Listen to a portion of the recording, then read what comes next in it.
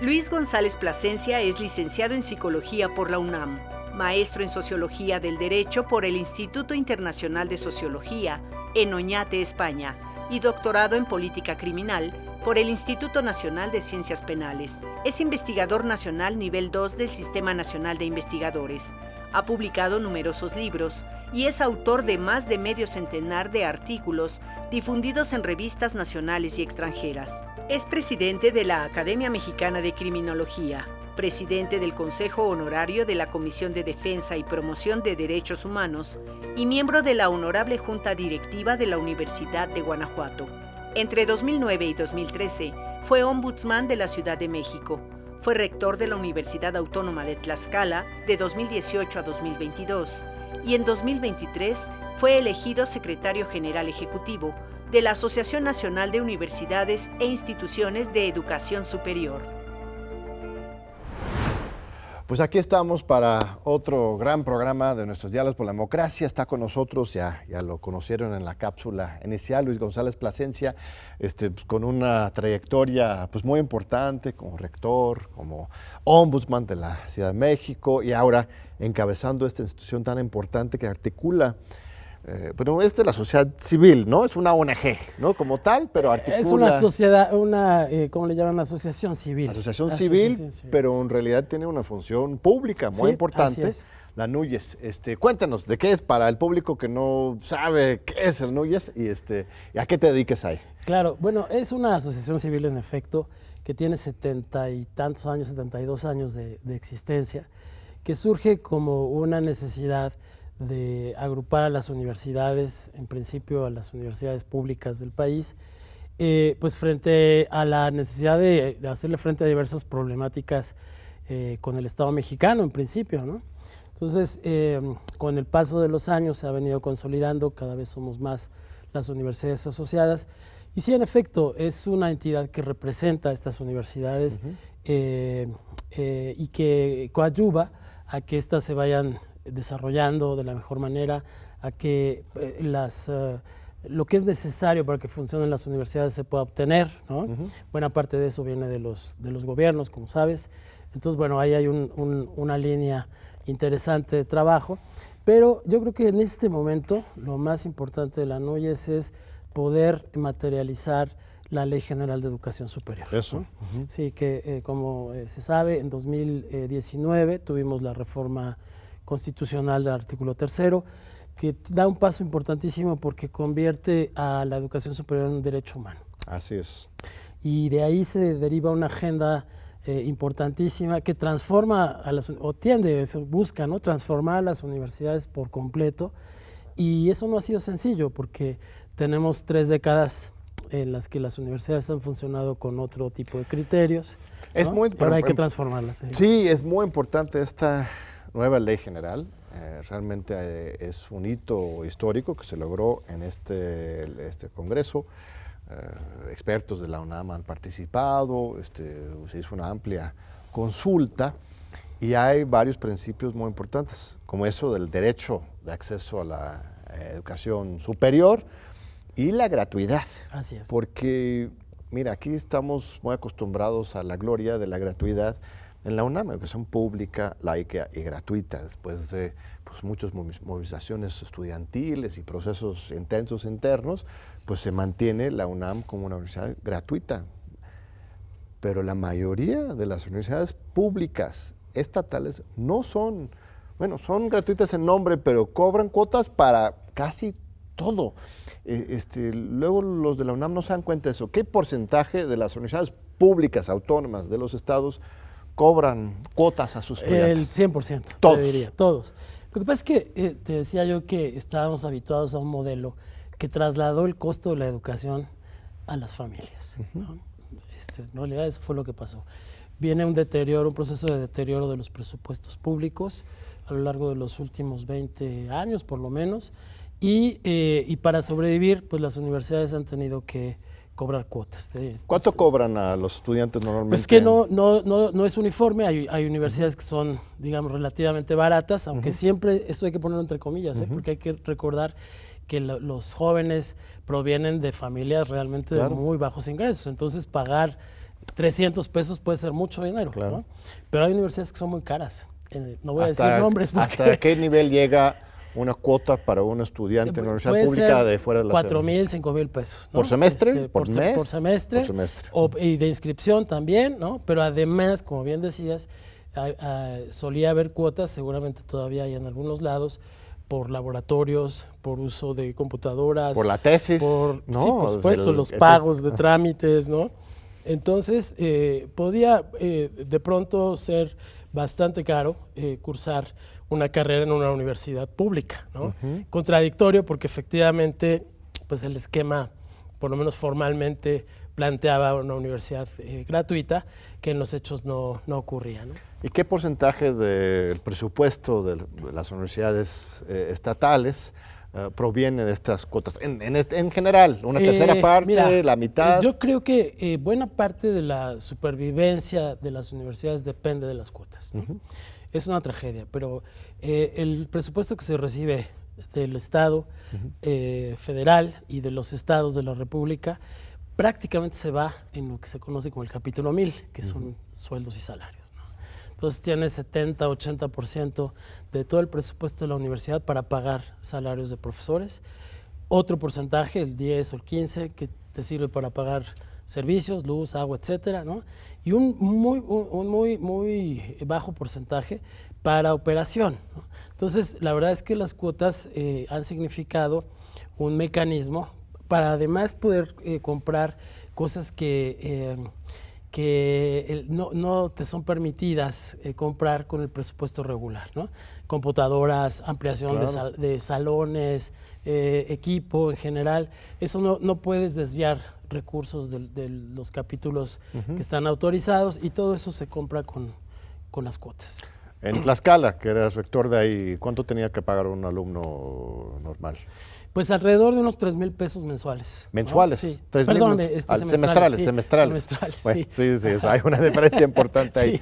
Sí, ¿no? perdón. Y pero entonces, ¿cómo hacerlo? ¿Qué indica la ley de educación superior? Bueno. Que el Estado tiene que cubrir todos los gastos, no solamente los mínimos, sino asegurar el florecimiento de esas universidades y además el ingreso de los estudiantes, ¿no? ¿Cuál es la ruta? Mira, teóricamente, formalmente hablando, que la educación superior sea un derecho humano implica una obligación o una serie de obligaciones directas al Estado mexicano, ¿no? Entre ellas está la de la gratuidad. Junto con la reforma, en los transitorios, se aprobó también la creación de un fondo para la gratuidad. Se suponía que ese fondo se iba a ir formando a lo largo de 4 años, en principio, y en el 4º año del sexenio o 5º año del sexenio, ese fondo habría servido para que las universidades dejaran de cobrar las cuotas, ¿no? Okay. Esto no ha ocurrido, todavía. Desafortunadamente. No hay ninguna universidad estatal que ahora ya ha dejado de cobrar cuotas a partir de la ley. Ninguna.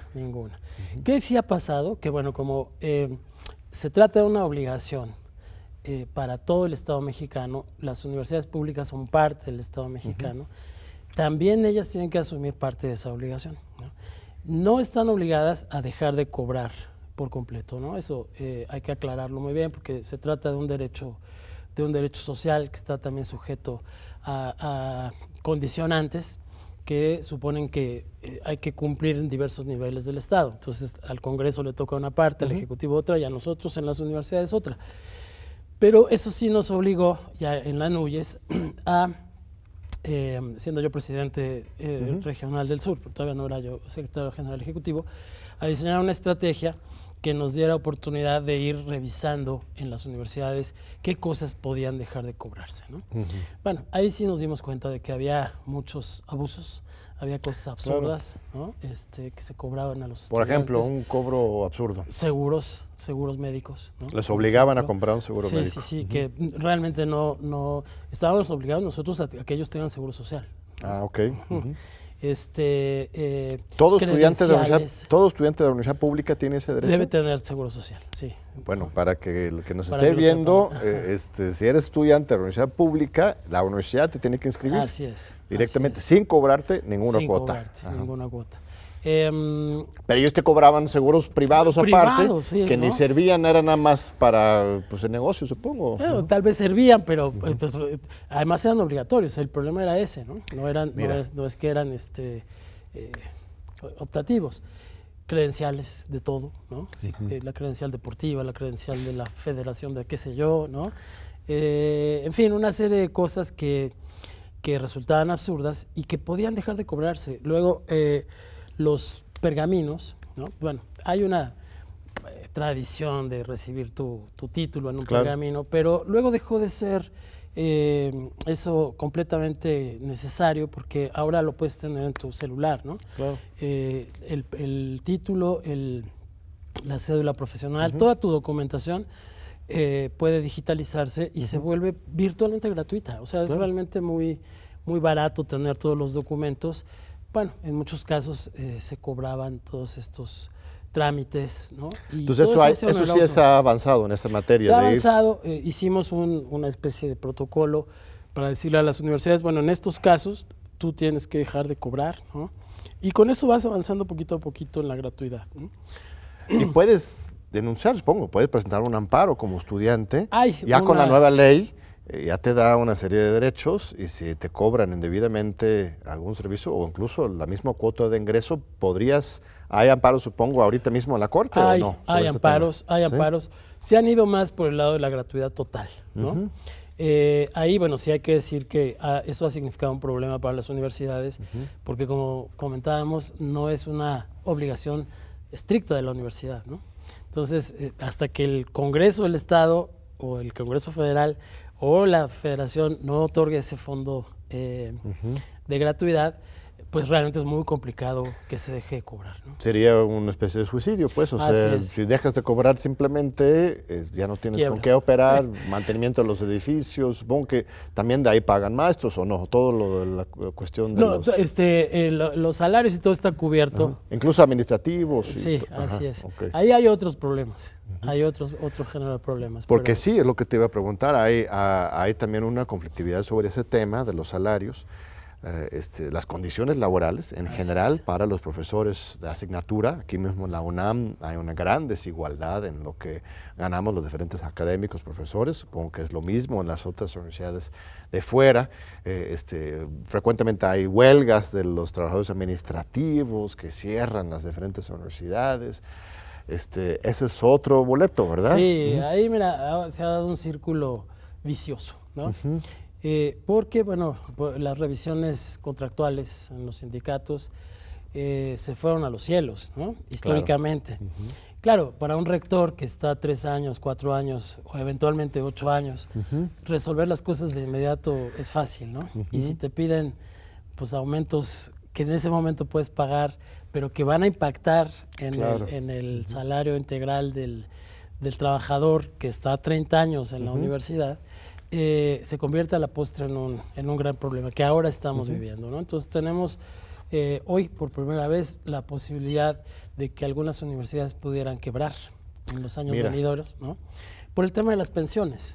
Porque las pensiones sí las pagan directamente las universidades. Los salarios hay varios esquemas, ¿no? Hay varios esquemas, pero estas que te comento, estas universidades que son bastantes, tienen este esquema en el que son ellas las que pagan las pensiones de los trabajadores, pero en esquemas en los que tú te puedes pensionar a los 50 años, ¿no? Entonces tienes 30 años, 20 años en promedio a lo mejor, en los que sigues cobrando tu salario en esto que llaman pensiones dinámicas, ¿no? Entonces va incrementándose el salario y hay momentos en los que lo que tú le pagas a los pensionados es más que lo que le pagas a tus profesores en activo, ¿no? Y luego está el otro asunto que comentas, el de los profesores de asignatura, que efectivamente, pues todas las universidades, dada la dificultad que hay para contratar profesores de tiempo completo, recurren a los profesores de asignatura, que trabajan en esquemas también muy precarios, ¿no? Los contratan por temporalidades que no permiten que generen antigüedad, tienen menos prestaciones, etcétera, ¿no? Y todo eso, te decía yo que es un círculo vicioso, porque todo eso contribuye al deterioro general de la universidad, ¿no? Sí. Y bueno, te sigo preguntando, ¿qué hacer? Porque, mira, en el último examen de ingreso a la UNAM, solamente pudo entrar 10%. En algunas facultades mucho menos, medicina, comunicación, derecho, 3, 4, 5%. Bueno, uno podría decir, bueno, la UNAM que reciban todos, ¿no? Que acepten todos, pero afectarías muchas cosas, o sea, no tienes ni las instalaciones, ¿no? Y los maestros, profesores para atender esto, entonces necesitamos generar nuevas opciones. Tenemos las universidades estatales, tenemos todo el sistema de las universidades Benito Juárez, ¿no? Que hasta qué punto ha resuelto el problema la Universidad Benito Juárez. ¿Cuántas personas han matriculado ahí? Poco, en realidad ¿Sí? tienen pocas matrículas. Creo que ha contribuido más la creación de las universidades interculturales, ¿no? Okay. Esas, pues poco a poco se han venido, digamos, añadiendo al sistema. Pero mira, el tema es mucho más complejo que solo el de espacios, ¿no? Sí. Bueno, desde luego hay carreras como medicina, que sabes es de las más demandadas, que la aceptación depende de los campos clínicos que se pueden abrir después, ¿no? Claro. Entonces no puedes aceptar a todos los que te piden entrar a medicina. Se podría, digamos, una política abierta podría hacer eso, pero luego vas a tener un cuello de botella porque no van a poder encontrar trabajo después, Exactamente. Van a terminar Entonces, bueno, en ese otros es giros. un buen ejemplo de la discusión que tendríamos que hacer de la relación entre la formación y el trabajo, ¿no? ¿Qué ha pasado en los últimos 30 años? Que ha sido el trabajo, ¿no? Y la industria en particular, la que ha determinado la formación universitaria, ¿no? A mí me parece que estaríamos en posibilidades de discutir cómo invertimos eso. Porque para empezar, eso ha supuesto que hoy estemos con un cúmulo de carreras que muy probablemente en 5 años, o sea, cuando los jóvenes terminen, ya no sirvan, ¿no? Que estén desarticuladas de los campos de trabajo que quiere la industria, ¿no? Esa ha planteado una oportunidad para el mercado para impulsar eso que llaman la educación dual, ¿no? Que lo que supone es llevarse a los chavos en el 5º semestre, 6º semestre a la industria y ahí aprenden y ahí Pero también eso tiene otro problema porque se van a esas industrias y se quedan ahí, digamos, como... no quiero utilizar el término que estoy pensando, pero lo voy a decir igual, pues como mano de obra especializada cuentas, y barata, sí. ¿no? Abusan porque como no están titulados todavía, les pueden sí, sacar los forman provecho. ahí, Sí. ¿no? Pero, digamos, pocas posibilidades tendrán estos chavos de ir más allá de los puestos que les Pero ofrecen. el otro modelo, bueno, y tú sabes, yo nací en el gabacho, como dicen los Estados Unidos, al nivel de licenciatura, en realidad no son carreras, por ejemplo. O sea, se entiende como una formación integral del ser humano y hasta después, ¿no? A la maestría ya haces tu carrera profesional, ¿no? Por ejemplo, Derecho es después. Primero, tu licenciatura, que no es licenciatura, es un Bachelor of Arts, ¿no? Que estudias como de manera muy general. Yo estudio filosofía y sociología, etcétera. Y hasta después ya haces tu profesión, ¿no? Ese es el otro modelo, ¿no? De entender la universidad no como una formación para el mercado, sino para la formación de un ciudadano crítico, ¿no? La idea de la reforma del 19 va por ahí, ¿no? Okay. Yo creo que la gran virtud que tiene esa reforma es que incorpora el tema de los derechos y de la formación de una ciudadanía en derechos como base de la formación profesional. Te voy a interrumpir, Luis, porque me están llamando a corte. Vamos unos segunditos a nuestros anuncios de TV UNAM y regresamos en 2 minutitos para seguir hablando con Luis González Plasencia sobre la educación superior, sobre la nueva escuela mexicana al nivel de licenciaturas y universidades. No se vayan, aquí estamos. Pues aquí seguimos con Luis González Plasencia. Muchas gracias. Gracias, Luis. Estamos hablando sobre esta idea de la nueva escuela mexicana, que igual recientemente estaba hablando mucho sobre los libros de texto de primaria, etcétera, pero también tiene su vertiente en la educación superior, ¿no? Entonces, ¿en qué consiste? ¿También es esta idea de la educación interdisciplinaria, humanista? Sí, ¿Qué es lo que están haciendo? Mira, creo que un planteamiento muy interesante que hay que hacer de inicio es que la nueva escuela mexicana concibe a la educación como un proceso continuo, que empieza en una fase que hoy incorporó el artículo 3º, que es la educación inicial, de los 0 a los 3 años, ¿no? Y que continúa a lo largo de la vida hasta el posgrado. Entonces, eso es muy interesante porque eso lo que significa es un continuum en la formación que va desde los niños pues, prácticamente desde recién nacidos hasta que terminan su formación de posgrado alrededor del tema de los derechos humanos, ¿no? Lo que significa perspectiva de género, lo que significa inclusión, lo que significa interculturalidad, territorialidad, respeto por el ambiente, ¿no? Entonces son un conjunto de valores que están en el artículo 3º y que se expresan en todas estas fases educativas. Eso es interesante y ha sido difícil de entender en general, porque estamos habituados a segmentar, ¿no? Claro. A segmentar. La nueva escuela mexicana propone entonces esta otra mirada de continuo. Y en educación superior, pues lo que supone es precisamente que la educación superior, la educación profesional, no es únicamente una educación que está centrada en la parte técnica, ¿no?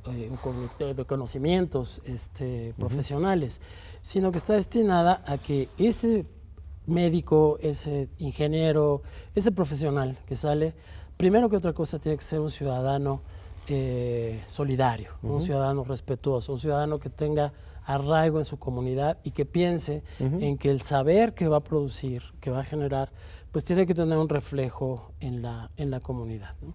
Está suponiendo cambios muy importantes en los planes, programas de estudio. Lo que te voy a preguntar, si ha habido una actualización de los planes de estudio en las universidades estatales o en general. ¿Cuántas universidades hay en Anuyes? 211 ahora. Entre ustedes, ¿todos están haciendo una reflexión conjunta sobre ese tema? Sí, que ha empezado un poco por el tema de la evaluación, ¿no? Ok. ¿Pero ustedes como Anuyes evalúan? Sí. No, nosotros no.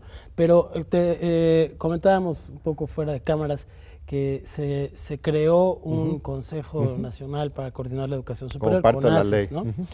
Anuyes forma parte de ese consejo como secretario general ejecutivo, compartido, perdón, y desde ahí se está construyendo todo este cambio, ¿no? Creo que ha sido muy interesante empezar por el tema de la evaluación, porque, como sabes, en el pasado, en los últimos años, ese tema alrededor del concepto de calidad se volvió un mercado brutal, ¿no? Con las evaluadoras y con las certificadoras y tal. Ahora, cuando dices evaluación, ¿no? Para aclarar, es evaluación de las universidades como tal. De las ¿no? carreras, de las carreras, de los planes y programas de estudio, etc. Lo que plantea el nuevo sistema es una serie de criterios que distan de los criterios de medición cuantitativa que se utilizaban, ¿no? Cuántos SNIS tienes, cuánta matrícula acreditada, en fin. Y que ahora se ha centrado más en qué hace la universidad como infraestructura y a través de los planes y programas de estudio para ir produciendo esta ciudadanía, esta nueva ciudadanía en derechos, ¿no? Entonces eso le implica a las universidades obligaciones directas que tienen que ver con abatir la violencia de género, que como sabes es un problema brutal, ¿no? En crear conciencia sobre el respeto al ambiente, ¿no? Sobre la inclusión en serio, pues porque no se trata nomás de abrir la matrícula para que haya personas indígenas en el salón de clase, ¿no? Sino realmente entablar diálogos interculturales para evitar, combatir el colonialismo epistemológico, ¿no? Entonces creo que se abre una serie de oportunidades muy importantes para de verdad transformar la universidad desde ahí. Generar una comunidad más respetuosa, plural, sin duda, integrada. No mencionaste, me pregunto si también se incluye vías de participación para los estudiantes en la toma de decisiones. Pues es una gran discusión aquí ahorita, por ejemplo, en la UNAM, que estamos en proceso de relevo en rectoría. ¿Hasta qué punto los estudiantes de la comunidad puede participar en la selección de sus autoridades? O algo más básico, ¿hasta qué punto los estudiantes pueden pedir un salón para organizar un foro, un evento, ¿no? Claro.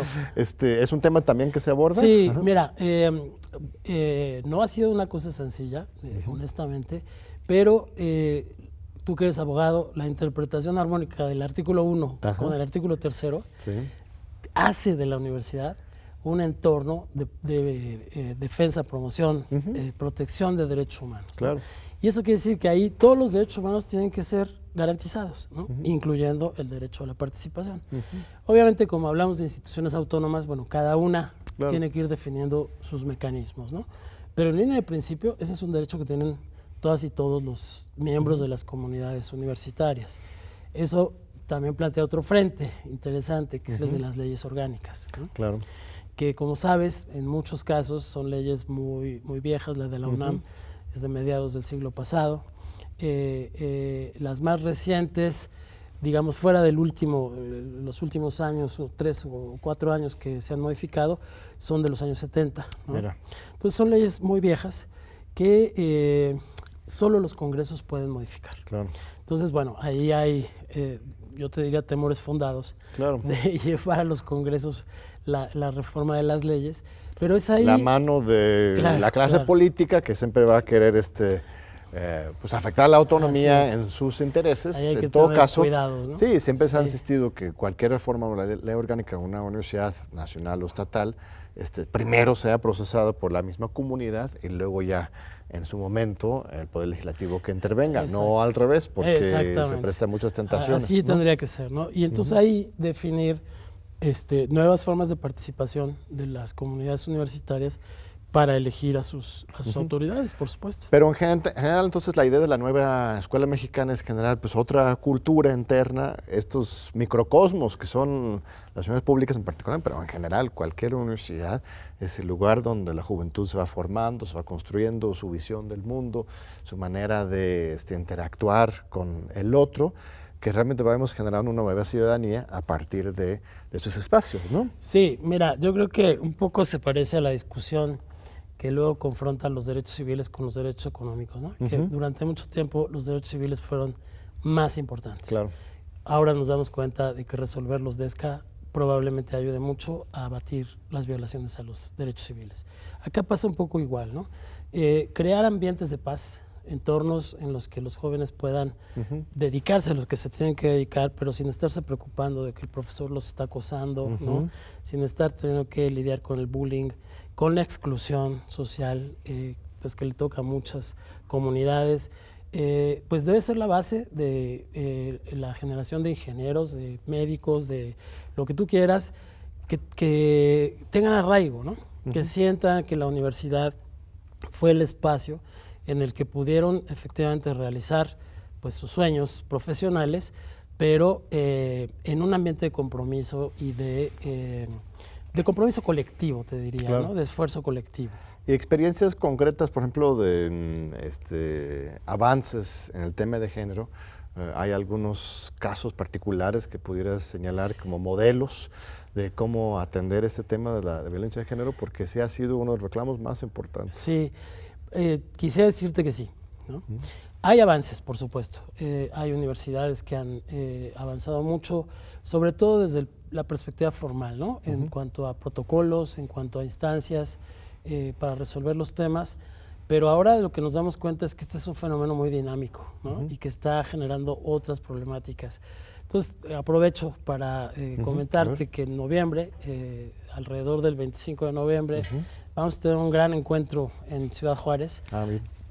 precisamente para revisar las prácticas de las universidades en materia de combate a la violencia de género, ¿no?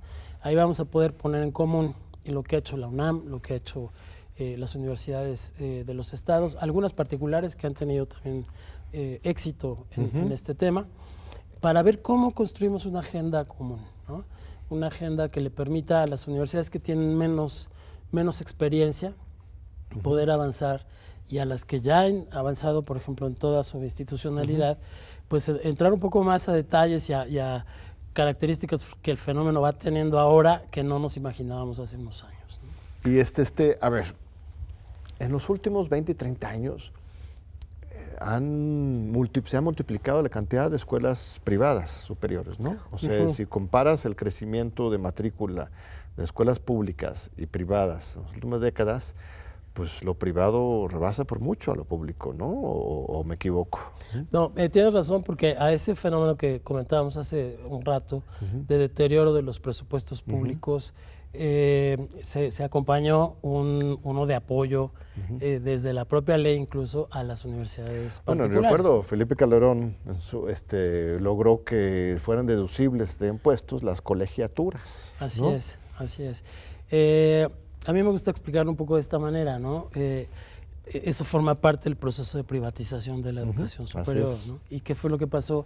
Que se incorporó a la universidad pública a la cadena de calidad de las universidades privadas, ¿no? Entonces, como si esta fuera una de entre otras universidades privadas, y bueno, quedó ahí en medio.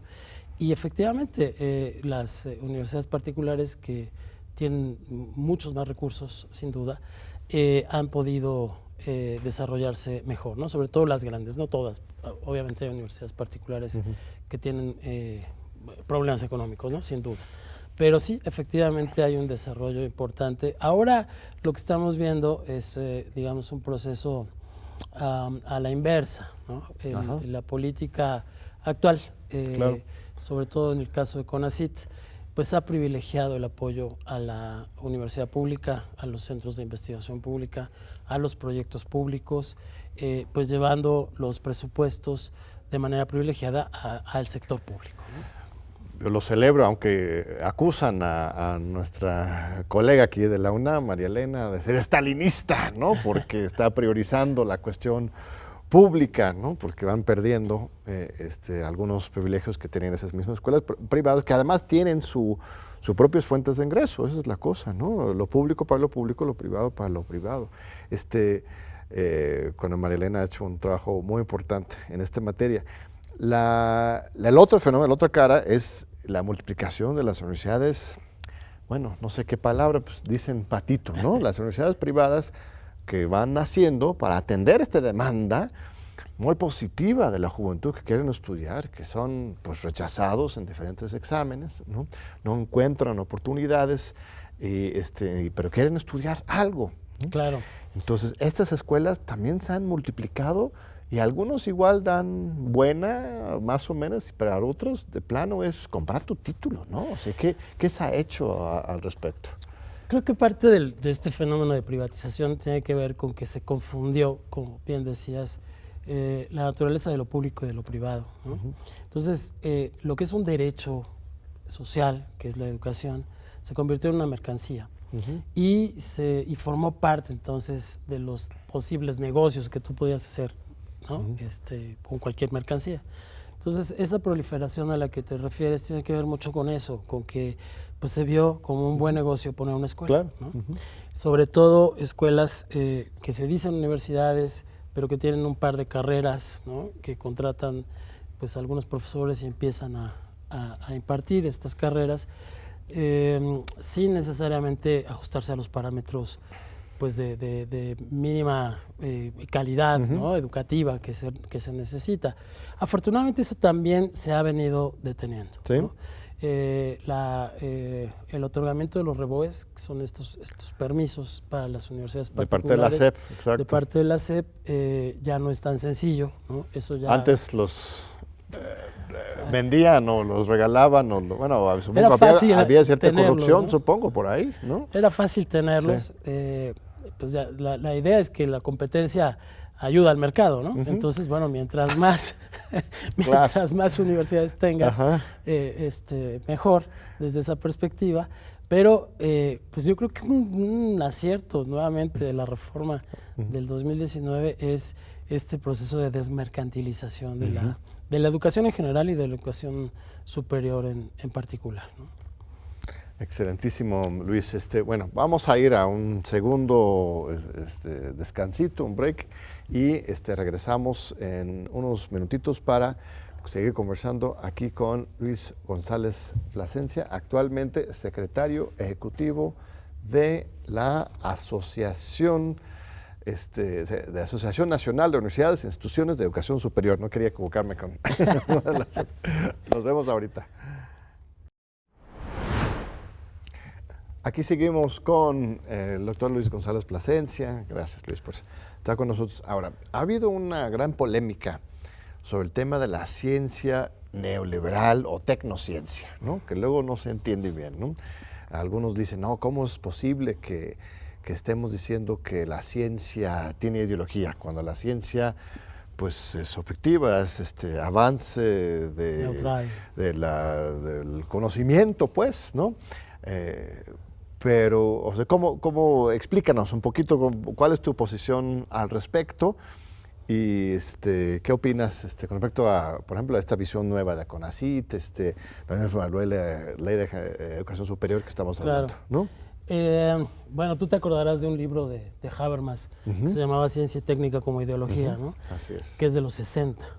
Yo creo que desde entonces, si no es que antes, pues ha habido una serie de argumentos que nos dan oportunidad de ver que ese ideal de la ciencia neutral, del neopositivismo, pues nomás no es sostenible. A mí no me parece, digamos, discutible que haya ideología detrás de la ciencia, ¿no? Yo creo que por el contrario hay que reconocer que hay posiciones ideológicas que están además asociadas con pues las propias posiciones políticas respecto de cómo debe ser el quehacer científico en un país.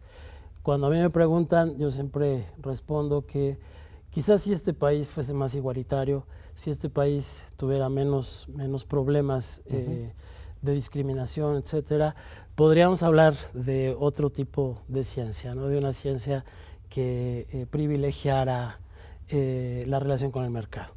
Pero en un país que tiene tantas desigualdades y que tiene tantos problemas por resolver de violencia, agroalimentarios, etcétera, a mí me parece que es un tema ético, ¿no? El quehacer científico y el quehacer tecnológico se dirijan predominantemente a la solución de esos problemas. Si el dinero que se tiene en el Estado mexicano es dinero que proviene del pueblo, ¿no? Pues lo razonable es que se dirija hacia la solución de estos temas públicos. Entonces, más allá de si es neoliberal o no, que yo creo que sí hay razones como para denominarle así a determinado quehacer científico, lo que me parece fundamental es devolver a la rectoría del Estado, ¿no? La posibilidad de decir a dónde van los fondos que son públicos. Que además hay que decir, John, que esto no suele salir en los debates, que esa es la posición del derecho internacional de los derechos humanos. Claro. ¿No? Si quieres, entonces, ni siquiera es una posición de izquierda, es una posición que tiene que ver con el derecho humano a la ciencia, con el derecho humano al conocimiento, que supone que los beneficios del conocimiento y de la ciencia tienen que ser públicos cuando vienen de fondos públicos, ¿no? Y eso es la esencia de la nueva Ley General de Humanidades, Ciencia y Tecnología, ¿no? Así es, así es. Una ley muy discutida, como sabes. A mí me parece que es muy interesante el proceso de construcción de esa ley, la manera en la que se fue generando, porque igual que como ocurre con los libros de texto, ¿no? Esta ley no es una ley que esté constituida por reglas, sino por principios, ¿no? Es una ley que se puede interpretar y se debe interpretar a la luz de los principios generales del derecho internacional de los derechos humanos y que por lo tanto, por eso sorprendió tanto a mucha gente, porque no se parece en nada a las leyes que previamente que eran estrictamente ¿no? burocráticas, ¿no? Así Realmente, es, ¿no? así De administración. Exactamente. Yo creo que los principios de los que parte esta nueva ley son lo importante, eso es lo que tenemos que atender, ¿no? Hoy, por ejemplo, el CONACYT tiene un consejo, es un órgano de gobierno que es mucho más incluyente, ¿no? No están los de siempre, están representados todos, pero te encuentras ahí universidades estatales que nunca habían tenido oportunidad de estar sentados en esa mesa, ¿no? Te encuentras investigadores que no solían estar en estas mesas de privilegio, ¿no? Entonces, creo que hay, como comentábamos antes con la Ley General de Educación, un cambio cualitativo de la mayor relevancia, ¿no? Que es incluyente y que además ayuda a entender que las prioridades científicas y tecnológicas de México deben estar fundamentalmente orientadas por los problemas que tenemos en el país. Importante lo que dices, pero a ver, vamos a presentar el otro punto de vista. Dicen científicos que cuando yo estoy en el laboratorio, ¿no?, buscando la cura del cáncer o buscando una nueva forma de construir algún puente o interpretando algún poema del siglo XII, no necesariamente tengo que estar ideologizado, ¿no?, pensando, a ver, lo que estoy diciendo es neoliberal o no. No, el chiste ahí es resolver el problema, avanzar en el conocimiento, no que sea puro, pero sí que no debería meterse tanto a ese nivel de la investigación, la ideología. Eso es como la crítica que se le hace a este tipo de orientaciones, ¿no? Claro, y mira, a mí me parece que en todo caso el tema ideológico aparece cuando la pregunta es si antes de lo importantísimo que puede ser investigar un poema del siglo XII está resolver los problemas de soberanía alimentaria en el país, ¿no?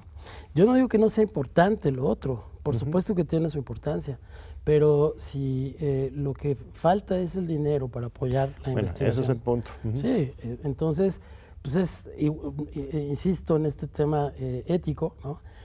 A mí me parece que hay una responsabilidad ética en el Estado mexicano para decir, pues le doy el dinero a estas investigaciones que están resolviendo problemas sociales. Esa es la cosa, o sea, no es que CONACYT te esté diciendo, tú tienes que investigar tal cosa, está diciendo, estos recursos escasos que tengo, los voy a usar para incentivar la investigación de temas estratégicos del Estado mexicano y del pueblo, ¿no? Así es. Pues uno puede estar de acuerdo, desacuerdo con cuáles son los problemas más prioritarios o no, pero pues claro, es la responsabilidad del Estado de comprometerse con algo, no simplemente eso. Es que la ley anterior sí era una ley administrativa, ¿no?, estrictamente, ¿no? Así se va a organizar los recursos y había mucha presencia precisamente de estos intereses privados, ¿no? Sí, y como muchas de las llamadas reformas estructurales del periodo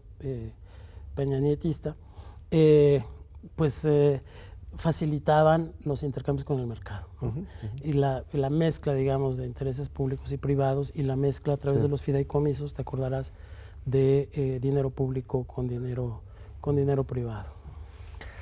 A ver, damos ya nuestro tercer bloque, pero quiero entrar en otro tema contigo, que es el de los derechos humanos, que ha estado presente en toda la discusión, pero tú fuiste ombudsman, o ombudsperson, ¿no? Ser, ¿no? de la Ciudad de México durante 4 años, 5? 4 años. 4 años, ¿no? Y ¿cuáles son nuestros grandes pendientes en México en materia de derechos humanos? ¿Por dónde tenemos que avanzar? Todavía tenemos una gran crisis de seguridad pública, de violencia. No sé qué opinas, ¿se ha reducido o no las violaciones de los derechos humanos de parte de los cuerpos de seguridad? ¿Qué hacer? ¿Cuáles son los grandes pendientes ahí? Bueno, mira, yo creo que seguimos teniendo un problema crítico en materia de derechos humanos. Desafortunadamente, a pesar de los esfuerzos que se han hecho, la desaparición sigue siendo un tema en el país, ¿no? Hay un desaparición forzada. Hay un caso reciente de la renuncia de Carla Quintana. No sé si tienes alguna opinión al respecto. Sí, yo creo que Carla ha hecho un gran trabajo, honestamente. Me parece que es de las personas que más sabe sobre el tema. Pero bueno, pues hay circunstancias más allá de lo técnico que de pronto se imponen y que bueno, ella se tuvo que ir, ¿no? ¿Pero te preocupa de fondo lo que ella denuncia en esa materia? Me preocupa porque yo creo que lo importante aquí, más allá de si rasurar significaba una cosa o significaba otra, ¿no? Hablamos de la lista de personas desaparecidas, lo importante aquí es saber que todavía hay una gran cantidad de familias que están sin saber a dónde están sus personas desaparecidas, lo cual no necesariamente significa que efectivamente estén desaparecidas. Está el problema de la identificación, ¿no? Porque a lo mejor están en alguna fosa, a lo mejor ya encontraron los cuerpos, pero no se pueden identificar porque no tenemos los medios para identificar a los cuerpos, ¿no? Entonces ahí hay un tema que es un pendiente importante que hay que cubrir. Por cierto, vamos a iniciar una una posgrado en ciencias forenses que está destinado a eso, ¿no? Eso luego platicamos. Hay una nueva aquí en la UNAM también. Sí, vamos con la UNAM a hacerlo un interinstitucional de cobertura nacional, ¿no? Excelente. Por supuesto, sigue el tema de la violencia, brutalmente el tema de la violencia. Pero yo creo que aquí la pregunta tendría que ser si el enfoque que hemos dado al tema de la protección de los derechos ha sido el adecuado, ¿no? Yo te decía, ha habido una actitud privilegiada sobre el tema de los derechos civiles políticos, ¿no? Está bien porque esos son los problemas que tenemos más graves, pero eso ha subordinado el tema de los derechos económicos, sociales, culturales y ambientales, ¿no? Y yo creo que un cambio en la lógica de atención de estas violaciones podría ayudar a resolver los problemas que hoy tenemos, sobre todo en materia de violencia, ¿no? Porque la desaparición está asociada a la violencia también. Entonces, digamos, una pregunta seria por si se respetan los derechos económicos en el país no se ha hecho. Una pregunta seria por hasta qué punto realmente podemos decir que en México hay vigencia de los derechos sociales, me parece que tampoco se ha hecho.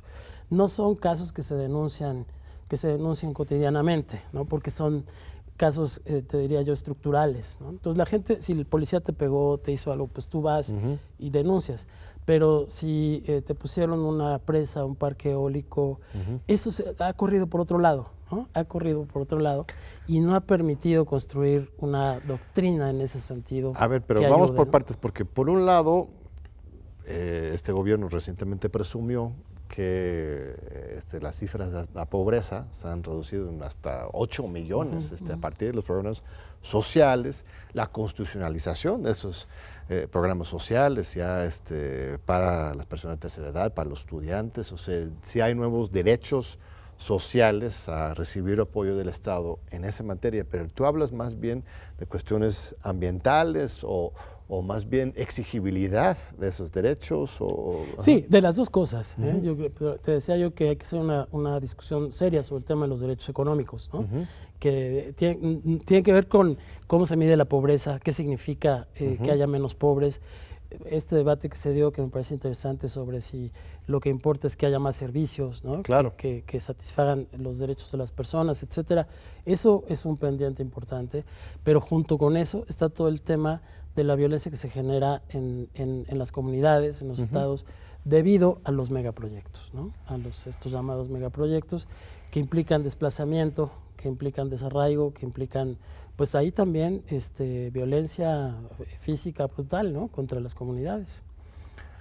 ¿Tú crees que se hizo una consulta suficiente en la materia del Tren Maya, por ejemplo? No lo sé. Sé que me preguntas qué creo y no qué sé, pero no estoy seguro. La verdad es que no podría decirte, no, está fuera del tema. Pero sí es un reto, pues. Claro, ¿no? y lo que sí te puedo decir es que existe el derecho a que las personas sean consultadas seriamente, ¿no? ¿Tú te acuerdas del tema de la supervía acá en Ciudad de México, ¿no? Por supuesto. Bueno, pues mutatis mutandi, ese es un buen ejemplo. Acá se hizo una consulta superficial, ¿no? Sin evaluar los impactos sociales. ¿Eso fue en qué año fue? Fue en el año 2011. 2011. Sin evaluar los impactos sociales que se iban a tener a futuro, ¿no? Es que es siempre difícil porque, ¿no?, la comunidad directamente afectada quizás no ve el interés público general, ¿no? Entonces, ¿cómo equilibrar esas cosas? Exactamente. ¿no? Tú dices la comunidad directamente afectada, más bien la comunidad directamente beneficiada fue la que apoyó el proyecto, y la comunidad afectada pues fueron todos los pueblos originarios debajo, ¿no? Eso. El deterioro en toda la zona pues de esta parte sureste de la ciudad, ¿no? El crecimiento urbano que se ha dado alrededor de la supervía, que a mí me gustaría decirle al entonces jefe de gobierno, ¿te acuerdas que era te lo Marcelo dijimos? Ebrard. Sí, y tú eras el Ombudsman en ese momento. Yo era el momento. Ombudsman en esa época, ¿no? Entonces, A ver, te interrumpí. ¿Qué es lo que...? No, eso que no era una imaginación nuestra, ¿no? Está pasando, porque además todo eso obedece a una cierta lógica que supone un megaproyecto alrededor del cual se detonan otros proyectos que a la postre terminan deteriorando a las comunidades. Es un tema no solo de derechos ecológicos, ¿no? Sino también de derechos de las comunidades tradicionales, ¿no? Se deshicieron comunidades que estaban en esas zonas, que ahora pues quién sabe dónde están, se afectaron costumbres, etcétera, ¿no? Sí, es muy complejo porque aquí ha estado nuestro amigo Víctor Toledo, por ejemplo, que fue secretario de Medio Ambiente durante un tiempo en este gobierno universitario de la UNAM. Él habla de necesidad de un cambio civilizatorio profundo, porque es que es la cosa, de repente los defensores de derechos humanos parecen simplemente los negativos de los malos de la política, diciendo no hagas esto aquí. Antiprogreso. No, antiprogreso, exactamente. Cuando más bien tenemos que articular, está articulado por grandes teóricos, Víctor uno de ellos, otra manera de entender el desarrollo, ¿no? No es que estén en contra de que se hagan carreteras o trenes, ¿no? Sino a favor de otra manera de entender nuestra convivencia. Claro, cómo integras, ¿no? Y por eso las consultas son importantes, volviendo a tu pregunta, ¿no? ¿Cómo integras a las comunidades para que el beneficio no sea solamente para unos cuantos, ¿no? Pues nos queda un par de minutitos. ¿Tú eres profesor de Derecho? No. ¿No? Bueno, eres criminólogo. De derechos humanos, sí. No, es que de derechos mucho decir. Bueno, no, claro, pues te lo digo porque aquí tenemos una gran facultad de Derecho, de clases ahí, y la comunidad le gusta ver su programa. ¿Qué consejos, qué ideas quisieras transmitir a los jóvenes, las jóvenes que hoy están estudiando Derecho en la Facultad de Derecho de la UNAM? Bueno, me voy a atrever a decir algo. A ver. Cuando a mí luego me llegaban a cuestionar siendo ombudsman, me decían, pero tú ni eres abogado. Yo soy psicólogo de origen. Ah, mira, bueno. Soy psicólogo. Y me decían, tú ni eres abogado. Y yo decía, bueno, yo de Derecho no sé, pero de derechos sí sé. Claro. ¿no? Y el atrevimiento va en el sentido de decirle a los jóvenes que es importante estudiar los derechos humanos, porque finalmente, digamos, esa es la cobertura que permite entender el derecho de una manera completamente distinta, ¿no? El penal, el civil, el familiar, el que tú quieras, cuando lo lees desde los derechos humanos, te cambia absolutamente la perspectiva. Entonces, que aprovechen sus clases de derechos humanos, de filosofía del derecho, porque ahí van a encontrar claves hermenéuticas para entender mejor el derecho. Y en psicología, no lo tenía aquí tan consciente, pero es muy importante. Nosotros, por ejemplo, acabamos de inaugurar nuestra cátedra anual sobre democracia, que incorpora alumnos de unos 16 diferentes carreras, participan de Derecho, Psicología, de Medicina, de Diseño, de Ciencia Política, de Filosofía. Y algunos de los grupos más participativos son justamente los de psicología.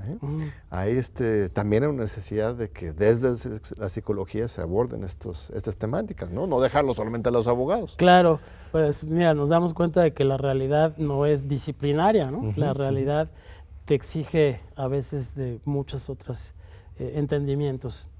Es más transdisciplinaria. Pues muy bien, muchas gracias, estimado. Gracias, John. Estimadísimo Luis, un placer y gracias como siempre a nuestro muy generoso y amable público por seguir con nosotros aquí en estos Diálogos por la Democracia. Te esperamos de nuevo en 8 días en TV UNAM.